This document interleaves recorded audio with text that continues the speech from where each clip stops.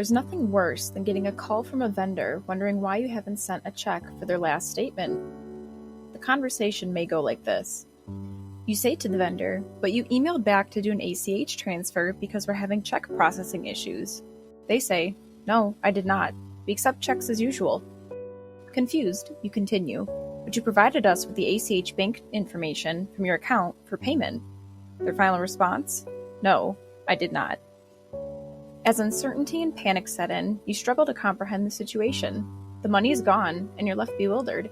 You reach out to the sheriff, hoping for assistance, only to be met with a shrug. Desperate, you inquire about involving the FBI, but unfortunately, nothing can be done.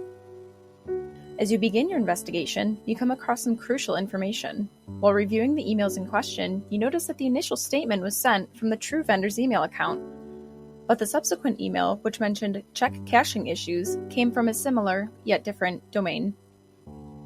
The vendor's domain is alwayscheck.com, whereas the spoofing domain was alwayscheck.com, a detail you unfortunately overlooked. Despite reaching out to law enforcement and your insurance, including cybersecurity coverage, you find that neither can assist without specific information for this situation. Luckily, your IT team can help identify the what, where, and how behind this incident.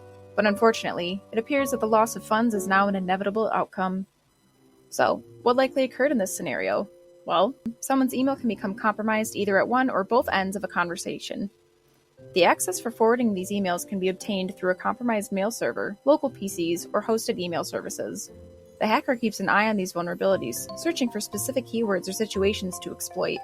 They might have been observing for months before finding something worthwhile. In this particular scenario, we only had access to one side of the equation. However, SkyPort IT provides a systematic approach to initiate the remediation process. The goal of these first steps is to minimize the risk of further fraud. In this scenario, let's say the client is using Office 365. You'll want to start the remediation process by doing the following. Change all account domain, email, hosted services passwords, including the admin's.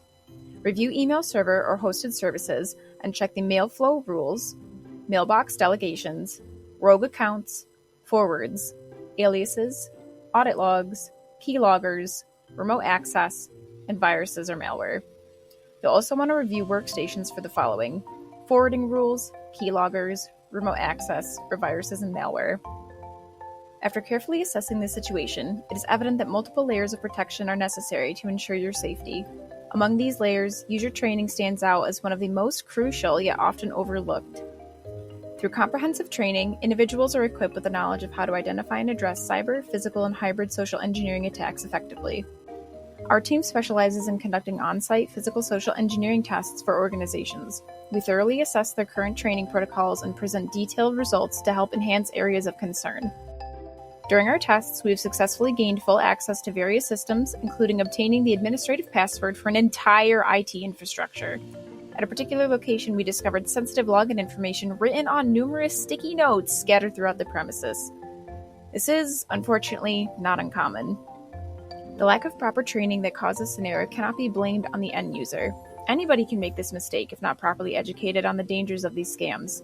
Trusting what you see online is natural, but it is of utmost importance to verify, and verify again.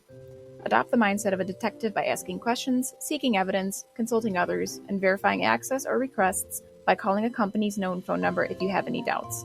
Remember to pause, reflect, and prioritize safety.